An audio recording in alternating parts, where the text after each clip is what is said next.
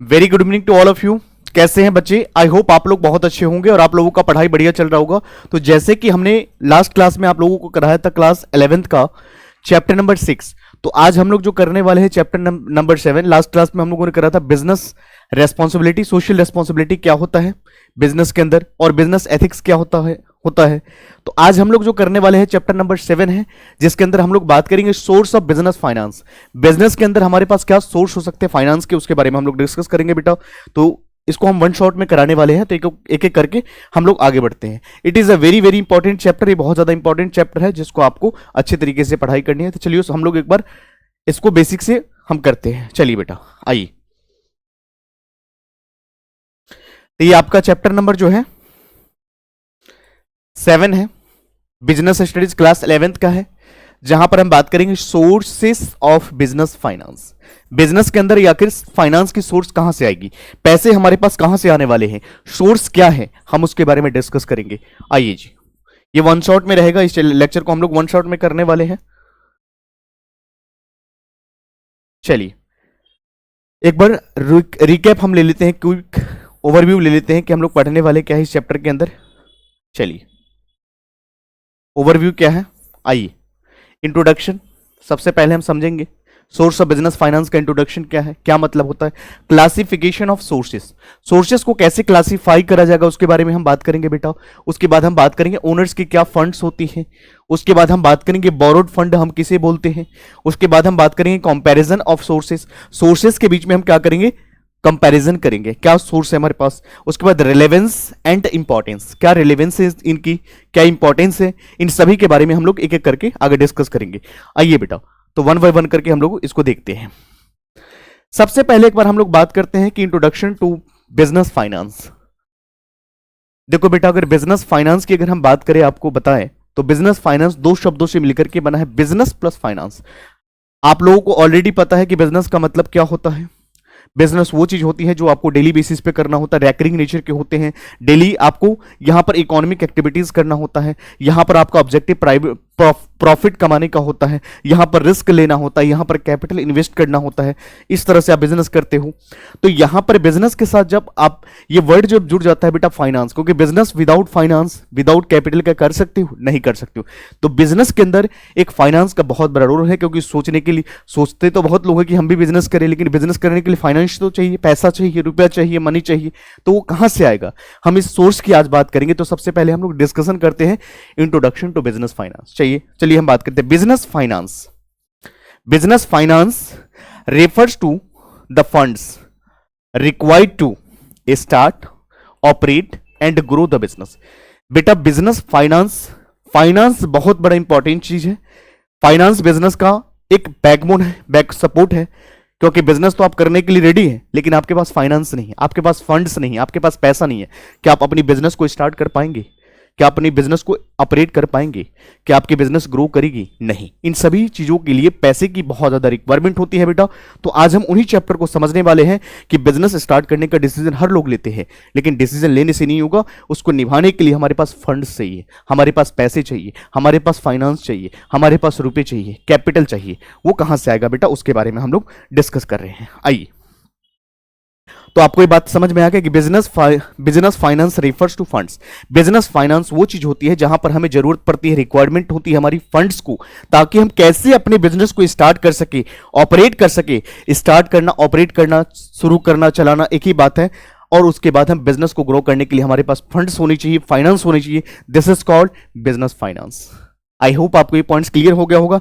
आइए हम लोग बात करते हैं, क्योंकि कुछ भी काम अगर करते हैं बेटा, आज अगर आप मेरे साथ पढ़ाई भी कर रहे हैं तो आपका भी पर्पज है, आपका भी ऑब्जेक्टिव है कि फ्यूचर में आप क्या चाहते हैं कि आपका भविष्य अच्छा हो, आपका फ्यूचर सिक्योर हो, आप अच्छे नंबर से एग्जाम में पास कर सके, अच्छे नॉलेज गेन कर सके।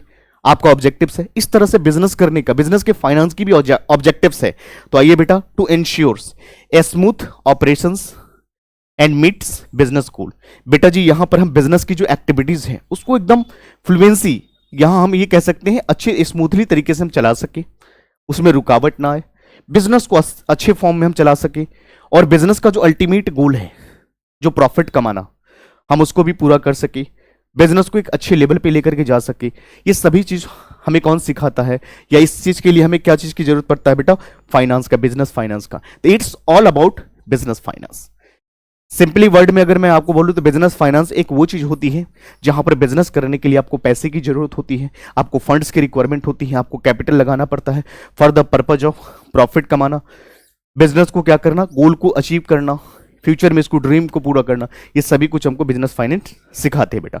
आई होप ये पॉइंट्स आपको क्लियर हो गया होगा। चलिए हम लोग आगे फिर नेक्स्ट पॉइंट को देखते हैं। आइए बच्चे, फिर हम लोग बात करते हैं कि नेचर ऑफ बिजनेस फाइनेंस। बेटा जी, किसी चीज को समझने के लिए हम उसको नेचर को भी समझ लेंगे, उसका क्या प्रकृति है, उसका क्या बिहेवियर है, तो इस नेचर को समझते हैं कि बिजनेस फाइनेंस का नेचर क्या होता है। आइए बेटा, तो सबसे पहले नीड्स ऑल स्टेज। बेटा जी, कोई भी स्टेज में आप काम करेंगे, पैसे तो चाहिए ना। बिजनेस में जैसे ही आपने डिसीजन लिया कि हमें बिजनेस स्टार्ट करना है, चाहे कुछ भी करेंगे, पैसा तो चाहिए। तो ऑल स्टेजेस में आपको फाइनेंस की रिक्वायरमेंट पड़ सकता है बेटा। तो ये आपको सिखाता है कि आपको हर स्टेज में, नीडेड एट ऑल स्टेजेस, जितने भी स्टेज है बिजनेस के, सभी स्टेजेस में आपको पैसे की जरूरत पड़ती है बेटा। ये फ्लेक्सिबल नेचर के होते हैं। इसका सोर्स कैसा होता है, source in the end uses. तो ये फ्लेक्सिबल नेचर के होते हैं बेटा बिजनेस फाइनेंस। उसके बाद कैन बी शॉर्ट टर्म और लॉन्ग टर्म। बेटा जी, बिजनेस जब हम करते हैं तो हमारा ऑब्जेक्टिव क्या होता है, शॉर्ट टर्म भी होता है और लॉन्ग टर्म भी विजन होता है। लॉन्ग टर्म की अगर हम बात करते हैं बेटा, जहां पर लॉन्ग टर्म की बात करते हैं तो हमारा आरओआई बढ़ जाता है, रिटर्न ऑन इन्वेस्टमेंट बढ़ जाता है। तो वहां पर रिस्क भी ज्यादा होता है, ज्यादा समय के लिए होता है, लंबा पीरियड के लिए होता है। तो वहां पर हमारा क्या होता है, सब कुछ बढ़ जाता है, रिटर्न ऑफ इन्वेस्टमेंट भी बढ़ जाती है। ठीक है, तो यहां पर शॉर्ट टर्म तरीके से भी आप बिजनेस को कर सकते हैं।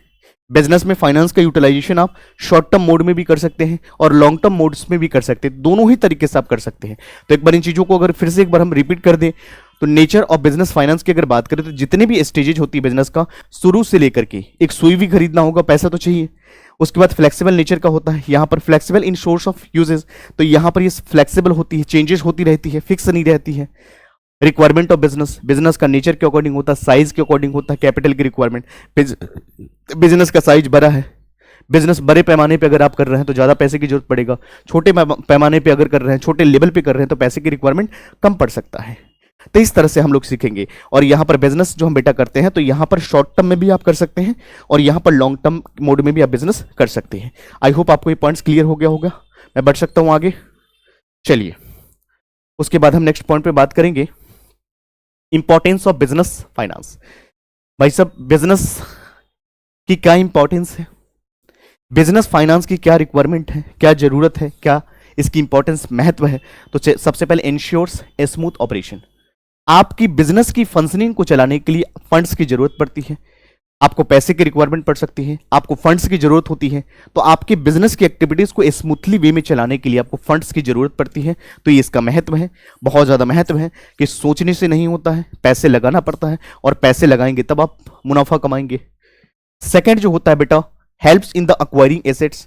बेटा जी, कोई अगर चीज आप खरीदना चाहते हैं, land and building, plant and machinery, जो भी चीजें आप खरीदना चाहते हैं, पैसे तो चाहिए। तो ये एसेट को परचेज करने में आपको मदद करती है। उसके बाद एनेबल बिजनेस ग्रोथ। बेटा जी, जब हम फाइनेंस लगाते हैं अपने बिजनेस के अंदर तो हमारा अल्टीमेट ऑब्जेक्टिव क्या होता है कि ग्रोथ कर सके, हम आगे बढ़ सके, हम अपने फ्यूचर के ड्रीम को पूरा कर सके। तो इट्स ऑल अबाउट कि ये सारे के सारे बेटा क्या है, इंपॉर्टेंस ऑफ बिजनेस फाइनेंस। तो यहां पर ensures a smooth operations, helps in acquiring assets, उसके बाद एनेबल्स बिजनेस ग्रोथ। तो ये सारे के सारे क्या है, importance of business finance. I hope आपको ये पॉइंट्स क्लियर हो गया होगा बेटा। चलिए हम लोग आगे पॉइंट पे बात करते हैं कि इंपॉर्टेंस की अगर हम बात करें बिजनेस फाइनेंस की, तो सबसे पहले ये क्या इंश्योर करता है, क्या भरोसे हमें देती है कि आपका बिजनेस का एक्टिविटीज स्मूथली वे में काम करेगा। सेकंड ये बात करती है कि helps in acquiring business assets, आपको बिजनेस के अंदर एसेट खरीदने में, परचेज करने में आपको मदद करेगी। उसके बाद अगर हम बात करते हैं तो एनेबल्स बिजनेस ग्रोथ, ये बिजनेस की ग्रोथ में आपको कंट्रीब्यूशन देने का काम करता है। तो it's all about business finance. Clear है बेटा। चलिए हम लोग आगे बढ़ते हैं। उसके बाद हम बात करते हैं बेटा सोर्सेज ऑफ फाइनेंस। बिजनेस के सोर्स की क्या फाइनेंस है, बिजनेस के क्या सोर्स हो सकते हैं बेटा, उसके बारे में हम लोग डिस्कस करेंगे।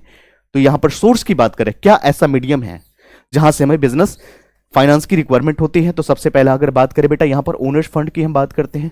उसके बाद हम बात करते हैं borrowed fund. Now what are the difference between owner funds and borrowed fund. Owner funds में क्या आती है, बोरोड फंड में क्या आएगी, हम इसके बारे में डिस्कस करेंगे बेटा।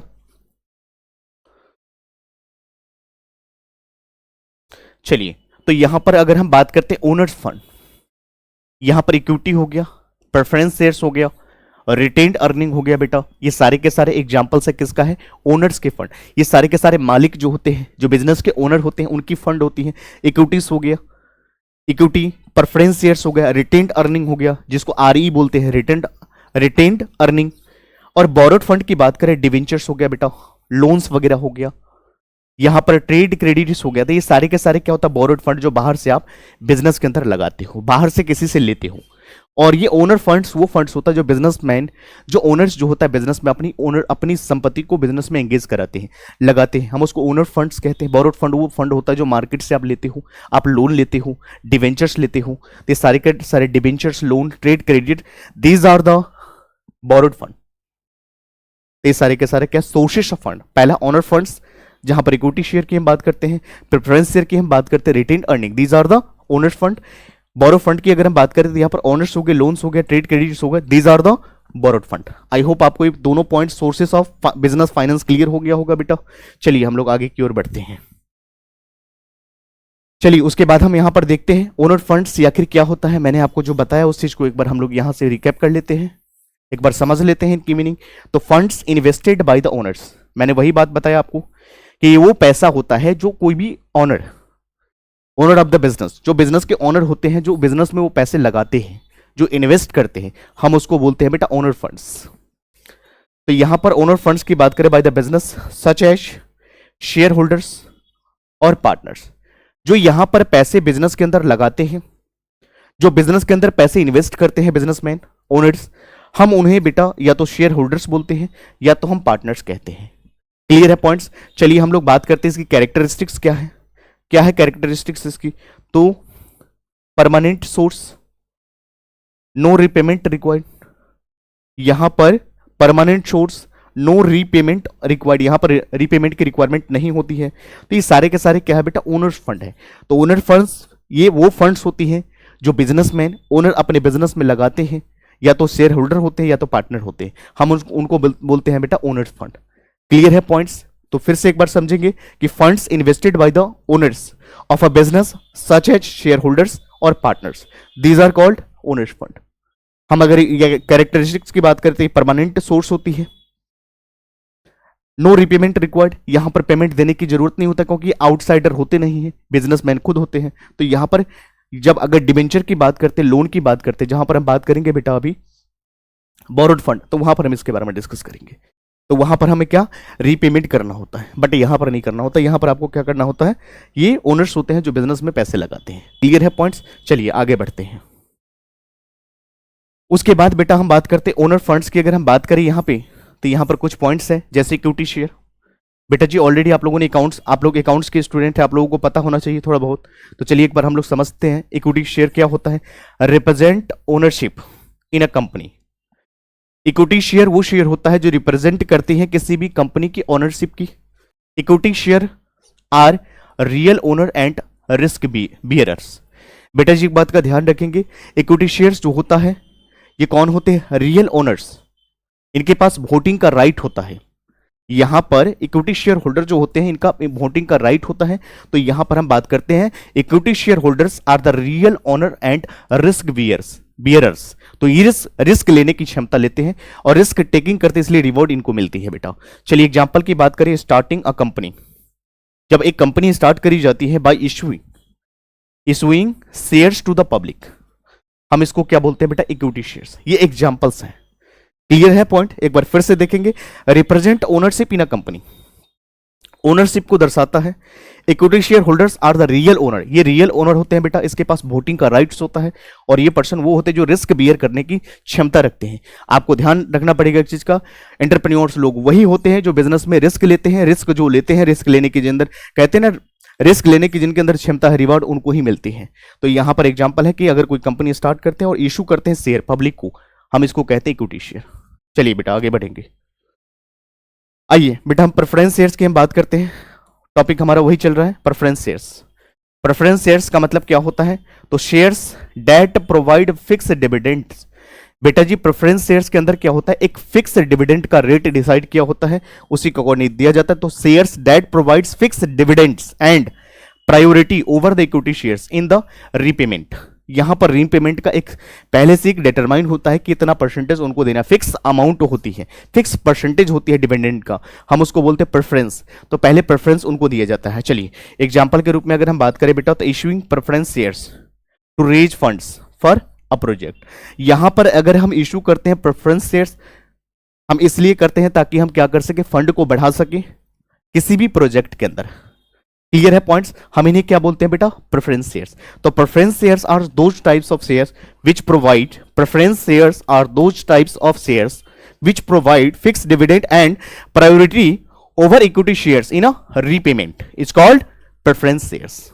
क्लियर है पॉइंट्स? एग्जांपल में मैंने बताया कि यहां पर हम क्या करते हैं, इशू करते हैं प्रेफरेंस शेयर्स, जिससे कि हम फंड्स को रेज कर सके किसी भी प्रोजेक्ट के अंदर। ये पॉइंट्स क्लियर होगा बेटा जी? चलिए हम लोग आगे बढ़ेंगे। आइए हम लोग फिर उसके बाद बात करते हैं क्या होता है रिटेन्ड अर्निंग। हम लोगों ने अभी देखा था, what do mean by the term retained earning. क्या समझते हैं रिटेन्ड अर्निंग का मतलब बेटा, उसके बारे में हम समझते हैं। प्रॉफिट्स री इन्वेस्टेड। यहां पर प्रॉफिट्स को बेटा जी हम री इन्वेस्ट करते हैं in a business instead of distributing as a dividend. हम उसको क्या बोलते हैं बेटा, रिटेन्ड अर्निंग। एग्जांपल को देखेंगे, यूजिंग लास्ट ईयर प्रॉफिट्स। यहां पर हम यूज कर रहे हैं last year profits to buy new machine.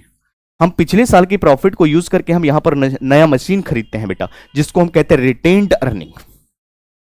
तो retained earning are those types of earning या those types of profits reinvested in the business instead of distributing as dividend.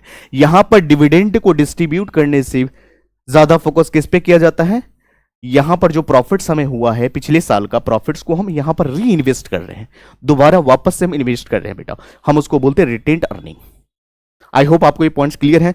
जहां पर मैंने बताया using last year profits to buy new machinery, जहां पर पिछले साल की प्रॉफिट्स का इस्तेमाल करके यूज करके हम नया एक मशीन खरीदते हैं, these are called retained earning. आइए बेटा जी, उसके बाद हम बात करते हैं बोरोड फंड क्या होता है। एक बार इसको भी हम अच्छे तरीके से देख लेते हैं, what do mean by the term borrowed fund. आइए, funds borrowed from external sources. बेटा जी मैंने अभी जस्ट बताया, बोरोड फंड वो फंड होता है जो आप मार्केट से पैसे लेते हो, लोगों से पैसे लेते हो, यहां पर आउटसाइडर से पैसे लेते हो, एक्सटर्नल सोर्सेस से आप पैसे लेते हो, दीज आर कॉल्ड, यहां पे हम बात करते हैं borrowed fund, these are called borrowed fund. तो आइए डेफिनेशन की बात करते हैं। Funds borrowed from external sources that needed repaid with interest. भाई साहब अगर आप किसी से लोन लेते हैं तो क्या लोन सिर्फ वापस करते हैं, विथ इंटरेस्ट के साथ वापस करते हैं, तो वही सेम चीज यहां पर अप्लाई होती है। वो पैसा जो आप बाहर वालों से लेते हैं, मार्केट से लेते हैं, एक्सटर्नल सोर्सेज से लेते हैं और बाद में उनको विथ इंटरेस्ट आप वापस कर सके, these are called borrowed fund. Clear है पॉइंट्स? चलिए कैरेक्टरिस्टिक्स, टेम्पररी सोर्स होती है बेटा जी, यहां पर repayment with interest is mandatory, बिल्कुल सही बात है। यहां पर बेटा जी क्या होता है, प्रिंसिपल प्लस इंटरेस्ट, ये दोनों चीज आप जोड़ करके आप देते हैं, तब जाकर के फाइनल अमाउंट आप पे करते हैं, किसको, जिनसे आपने पैसा लिया है, लोन लिया है, उधार पे लिया है। क्लियर है पॉइंट्स बेटा? तो यहां पर बोरोड फंड की अगर हम बात करें तो एक ऐसा फंड्स होती है जो एक्सटर्नल फ्रॉम एक्सटर्नल सोर्सेज, हमें एक्सटर्नल सोर्सेज से लेनी होती है, that need to repaid with interest, यहां पर इंटरेस्ट के साथ आप पे करते हो, हम उसको बोलते हैं बेटा बोरोड फंड। यहां पर मैंने बताया टेम्पोररी नेचर के होते हैं, यहां पर रीपेमेंट करना होता है जिनसे हम पैसे लेते हैं विथ इंटरेस्ट। आई होप आपके पॉइंट्स क्लियर होंगे बेटा। चलिए हम लोग आगे बढ़ेंगे। आइए बेटा हम बात करते हैं, मैंने आपको बताया था एग्जांपल्स डिबेंचर्स एंड बॉन्ड्स। चलिए इसके बारे में हम समझते हैं। डिबेंचर एंड बॉन्ड्स का मतलब क्या होता है बेटा, long term financial instruments issued by the companies to borrowed fund. कहने का मतलब डिबेंचर्स एंड बॉन्ड्स वो बॉन्ड्स होती है बेटा जो क्या करे जाता है, वो इंस्ट्रूमेंट होती है, वो लॉन्ग टर्म इंस्ट्रूमेंट होती है, जिन फाइनेंशियल इंस्ट्रूमेंट होती है जिसको इशूड करी, जिसको यूज करा जाता है कंपनीज के अंदर, ताकि हम फंड को क्या कर सके, बोरो कर सके। तो debentures and bonds are long term financial instrument, debentures and bonds are long term financial instrument जिसका यूज करा जाता है कंपनीज के अंदर ताकि हम फंड को बोरो कर सके, हम उसको क्या बोलते हैं बेटा, डिबेंचर्स एंड बॉन्ड बोलते हैं। आइए एग्जांपल देखते हैं। Issuing bond to finance a new factory, यहां पर हम क्या कर रहे हैं बेटा, इशू कर रहे हैं बॉन्ड को to finance a new factory. हमारा ऑब्जेक्टिव क्या है, एक नया फैक्ट्री का निर्माण कर सके, तो बेटा जी ये डिबेंचर्स एंड बॉन्ड कहलाती है। क्लियर है पॉइंट्स? मैं बढ़ सकता हूं आगे, चलिए। आइए उसके बाद हम बात करते हैं बेटा यहां पर लोन्स फ्रॉम फाइनेंशियल इंस्टीट्यूशन। यहां पर क्या कर रहे हो बेटा, आप लोन किससे ले रहे हो, फाइनेंशियल इंस्टीट्यूशन से। यहां पर आप लोन कहां से ले रहे हैं, फाइनेंशियल इंस्टीट्यूशन से। तो आइए हम उसको देखते हैं। फंड्स बोरोड फ्रॉम बैंक्स और institution for a specific purpose. Funds borrowed from bank और institution for a specific purpose, यानी लोन्स फ्रॉम फाइनेंशियल। समझिए इस पॉइंट को, तोड़ के मैं समझाता हूं। लोन्स फ्रॉम कहां से, फाइनेंशियल इंस्टीट्यूशंस। आप लोन कहां से ले रहे हैं, फाइनेंशियल इंस्टीट्यूशन से ले रहे हैं। क्या मतलब होता है इसका, फंड्स बोरोड फ्रॉम बैंक्स। बेटा जी आप फंड्स कहां से ले रहे हैं, पैसे कहां से ले रहे हैं, बैंक से ले रहे हैं, या तो इंस्टीट्यूशन से ले रहे हैं फॉर स्पेसिफिक पर्पज। आपका पर्पज कुछ होगा कि हम इस चीज को करना चाहते हैं, इस चीज के लिए पैसे लेते हैं। For example loan for buying a new office. बेटा जी यहां पर जब आप लोन लेते हैं तो आप ये दर्शाते हैं कि आप लोन क्यों ले रहे हैं, आपका ऑब्जेक्टिव्स क्या है, आपका पर्पज क्या है। तो ये प्री आपको डिस्क्लोज करना पड़ता है कि हम इस पर्पज के लिए ले रहे हैं और हमारा ऑब्जेक्टिव ये है ताकि हम इससे एक नया फैक्ट्री का उद्घाटन कर सके, हम इस काम को स्टार्ट कर सके। तो यहां पर क्या होता है बेटा, loan from financial institution. Financial institution बोले तो बैंक्स हो गया या अदर इंस्टीट्यूशंस हो गया, वहां से हम लोन लेते हैं, हमारा एक स्पेसिफिक पर्पज होता है। एग्जाम्पल में मैंने बताया कि loan for buying a new office. आपने लोन किस लिए लिया, ताकि एक ऑफिस का नया ऑफिस का निर्माण कर सके, तो आपका इसके अंदर आ जाएगा। क्लियर है पॉइंट्स, चलिए आगे बढ़ते हैं। Loan from commercial bank. बेटा जी हम अगर लोन ले रहे हैं किससे ले रहे हैं, कमर्शियल बैंक्स। कमर्शियल बैंक्स वो बैंक्स होती है बेटा जो यहां पर बिजनेस व्यापार को प्रमोट करने के लिए, बढ़ावा देने के लिए बनाया गया एक बैंक है जिसको हम कमर्शियल बैंक बोलते हैं। तो कमर्शियल बैंक का ऑब्जेक्टिव क्या होता है, जितने भी बिजनेस से रिलेटेड जो भी बिजनेस डिपार्टमेंट है या जो भी बिजनेस पर्पज से अगर हम यहां पर लोन लेते हैं या कोई काम करते हैं तो इसका ऑब्जेक्टिव, मेन ऑब्जेक्टिव क्या होता है, बिजनेस वालों को प्रमोट करना, बिजनेस सर्विसेज में ज्यादा ये कंट्रीब्यूशन देते हैं। तो यहां पर लोन फ्रॉम कमर्शियल बैंक क्या मतलब होता है, शॉर्ट टर्म। इसका शॉर्ट टर्म होता है या मीडियम टर्म होता है। Loan given by to banks, given by banks to business. For example overdraft facility. बेटा जी ओवरड्राफ्ट की फैसिलिटी क्या होती है, मैं आपको एक बार एक्सप्लेन कर दूं what do mean by the term overdraft. बेटा जी ये जब हम आपको अकाउंट्स पढ़ाएंगे क्लास 11th का जो है बैंक रिकंसिलिएशन स्टेटमेंट, उसके अंदर हम लोग बताएंगे आपको कि बैंक ओवरड्राफ्ट का मतलब क्या होता है, जहां पर कैश बुक और पासबुक हम सारी चीजें आपको बताएंगे। फिर भी एक बार थोड़ा सा ब्रीफ दे देता हूं। बैंक ओवरड्राफ्ट फैसिलिटी वो फैसिलिटी होता है बेटा जब बैंक के अंदर आपका ह्यूज नंबर ऑफ ट्रांजेक्शन जब आप करते हैं, बैंक में आपका रिलेशन अच्छा होता है, बैंक के साथ अच्छा आपका रिलेशन होता है और आपकी ट्रांजेक्शन ज्यादा होती है, बिजनेस की ट्रांजेक्शन वहां पर देखनी चाहिए। उस कंडीशन में मान लीजिए आपने 10,000 रुपए का चेक काट करके किसी को दे दिया, आपने 10,000 का चेक काट करके दे दिया, बट आपके अकाउंट में पैसा है नहीं, आपके अकाउंट में पैसा नहीं है। 10,000 का चेक काटा, पैसे आपके अकाउंट में 9,000 ही है। बैंक उस कंडीशन में क्या करती है, आपकी क्रेडिट पे बैंक उन क्रेडिट जो वहां पर पेमेंट लेने आते हैं उनको पेमेंट तो कर देते हैं आपके बिहाफ पर, बट वो पेमेंट जो है बाद में आप अकाउंट में डालते तो पैसे वहां से माइनस हो जाता है। तो ये फैसिलिटी सभी को नहीं दिया जाता है, उन्हीं को दिया जाता है जिनका ट्रांजेक्शन अच्छा होता है, ट्रांजेक्शन बेस अच्छी होती है, जिनका huge number of transaction bank के साथ अच्छा रिलेशन है, तभी ये फैसिलिटी दिया जाता है ओवरड्राफ्ट की फैसिलिटी। तो बेटा जी ये शॉर्ट टर्म होती है, ये मीडियम टर्म होती है, ये कुछ टाइम के लिए होता है, कुछ ड्यूरेशन के लिए होता है, कुछ पर्टिकुलर पर्पज के लिए होता है। हम इसको क्या बोलते हैं, loan from commercial banks. Clear है पॉइंट्स, हम उसको क्या बोलते हैं, ओवरड्राफ्ट। बेटा जी इसको बहुत डेप्थ एंड डिटेल तरीके में हम लोग समझने वाले हैं। क्लास 11th का अकाउंट्स भी मैं जो पढ़ाऊंगा वहां पर बैंक रिकंसिलिएशन स्टेटमेंट का चैप्टर जो हम पढ़ाएंगे बेटा बिल्कुल ही अच्छे तरीके से, एकदम शॉर्टकट, एकदम जीवीसी गो बाई चॉइसेस के थ्रू कॉन्सेप्ट हम आपको बताएंगे। जीवीसी का मतलब गो बाई कॉन्सेप्ट। हम वहां पर आपको बताएंगे क्या इंसान है, क्या भगवान है, कैसे किसको चेंज करना है, कैशबुक से पासबुक पे कैसे जाना, ये सब कुछ हम लोग डिस्कस करेंगे। इसके लिए डिटेल्स में हम लोग उस पर आपको बताएंगे। तो यहां पर आप ये समझ लिए बैंक ओवरड्राफ्ट फैसिलिटी वो फैसिलिटी होता है जो बैंक देते हैं उन कस्टमर को जिनका क्रेडिट अच्छा होता है, जो बहुत ज्यादा ट्रांजेक्शन करते हैं, जिनकी फेस वैल्यू अच्छी होती है। तो बैंक के साथ आपका रिलेशन अच्छा होना चाहिए। समझ गए बात को, चलिए हम लोग आगे बढ़ते हैं। आइए पब्लिक डिपॉजिट क्या होता है, what do mean by the term public deposits. आइए एग्जांपल से समझते हैं। A company inviting deposit, a company inviting deposit to fund working capital. बेटा जी यहां पर एक कंपनी इनवाइट करती है, एक कंपनी इनवाइट करती है कि डिपॉजिट करो, किसको, डिपॉजिट टू फंड, किसमें, वर्किंग कैपिटल में। वर्किंग कैपिटल वो कैपिटल होता है बेटा जो शॉर्ट टर्म के लिए होता है, डेली बेसिस पे बिजनेस की एक्टिविटी चलाने के लिए आपको जरूरत होता है, हम उसको कहते हैं वर्किंग कैपिटल। आइए funds raise by the accepting deposits. फंड्स raised by accepting deposit from the public for a fixed interest. Public को हम कहते हैं कि आपको हम फिक्स इंटरेस्ट देंगे यहां पे, तो इस तरह से हम पब्लिक से भी डिपॉजिट कराते हैं। हम यहां पर funds raise by the accepting deposit from the public, यहां पर पब्लिक के पैसों को भी हम क्या करते हैं, यहां पर एक्सेप्ट करते हैं और उनको हम एक फिक्स इंटरेस्ट पे करते हैं। हम उसको बोलते हैं बेटा पब्लिक डिपॉजिट। पब्लिक से डिपॉजिट लेते हैं और उनको एक फिक्स इंटरेस्ट के साथ हम उनको पैसे लौटाते हैं, हम उसको क्या बोलते हैं। और कहां पर हम लगाते हैं बेटा, वर्किंग कैपिटल में। वर्किंग कैपिटल वो होता है शॉर्ट टर्म के लिए होता है। इसका ऑब्जेक्टिव क्या होता है, डे टू डे बिजनेस की ऑपरेशंस को चलाने के लिए हमें जरूरत पड़ता है, इसमें हम पब्लिक का पैसे लेकर के उनको एक इंटरेस्ट के साथ हम लौटाते हैं। These are called public deposit. आइए बेटा आगे हम बात करते हैं ट्रेड क्रेडिट क्या होता है। What do mean by the trade, what do mean by the term trade credit. Credit extended by supplier to business. बेटा जी यहां पर सप्लायर से बिजनेस की हम बात करते हैं for the purchasing goods. Example समझिए, बाइंग इन्वेंटरी और क्रेडिट। बेटा जी इन्वेंटरी की बात करें तो हम यहां पर स्टॉक की बात करते हैं, यहां पर स्टॉक की बात करते हैं, तो यहां पर हम क्या खरीद रहे हैं, स्टॉक खरीद रहे हैं। क्या खरीद रहे हैं, इन्वेंटरी खरीद, किस पे, क्रेडिट पे, उधार पे, बाकी पे। तो यहां पर ट्रेड क्रेडिट का मतलब क्या होता है, credit extended by the supplier to business for purchasing goods. बेटा जी ये फैसिलिटी तब दिया जाता है जब आप क्या करते हैं, सप्लायर जो है बिजनेसमैन से जब सामान खरीदते हैं, गुड्स परचेज करते हैं, तो ये फैसिलिटी उनको दिया जाता है, जिसको हम क्या बोलते हैं बेटा, ट्रेड क्रेडिट।